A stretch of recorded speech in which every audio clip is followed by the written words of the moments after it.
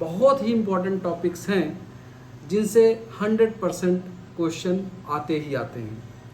तो मेरी ये सलाह है, वैसे तो आपने हर एक चैप्टर पढ़ना होता है और हर एक चैप्टर आपको पढ़ना है। एनसीईआरटी का, बायोलॉजी का कोई भी चैप्टर आपको छोड़ना नहीं, हर एक चैप्टर से क्वेश्चन आते ही आते हैं। लेकिन फिर भी मैं आपको कुछ बहुत ही इम्पोर्टेंट टॉपिक्स बता रहा हूँ कि उस चैप्टर से हमेशा ही क्वेश्चन बनते हैं। तो इसलिए मेरे साथ आप बने रहिए। मैं चैप्टर वाइज कुछ कैप्सूल बताऊंगा। बॉटनी के चैप्टर हैं, वैसे ही बच्चों को बॉटनी के चैप्टर टफ लगते हैं, तो मैंने कोशिश किया कि लाओ ये 8 दिन जो बचे हैं तो जाते जाते एक बार रिकैप कर लेते हैं। तो चलते हैं। हमारा जो पहला चैप्टर है वो है लिविंग वर्ड। तो लिविंग वर्ड में बच्चों क्या पढ़ना है, वैसे तो आपने लाइन टू लाइन सब पढ़ लिया होगा, उससे रिलेटेड क्वेश्चन भी कर लिए होंगे। लेकिन मेरा जो सलाह है उसमें से जो मोस्ट इम्पॉर्टेंट टॉपिक है वो है, एक आपको बायोलॉजिकल क्लासिफिकेशन में जो बाइनियल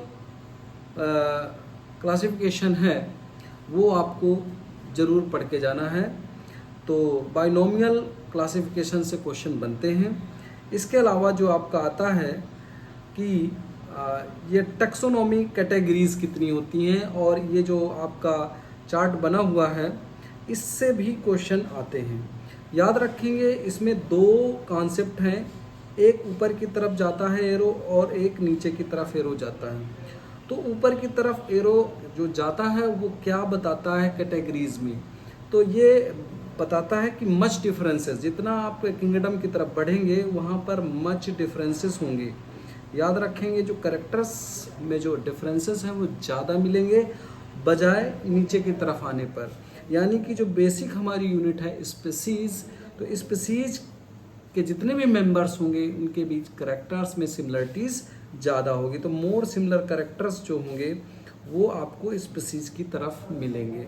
तो डियर स्टूडेंट, ये टॉपिक्स ज़रूर देख के जाएंगे कि लिविंग वर्ड में कौन से मोस्ट इम्पॉर्टेंट टॉपिक्स हैं।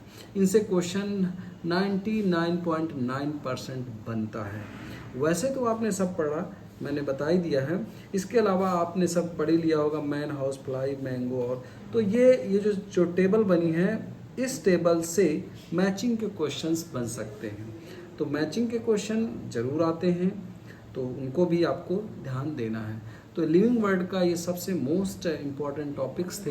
एक तो binomial classification given by the Linnaeus, and दूसरा है हमारा टेक्सोनॉमी कैटेगरीज, जिसमें टेक्सन क्या होते हैं, टेक्सा क्या होता है, and increasing and decreasing order of the characters, इससे ज़रूर पूछा जा सकता है।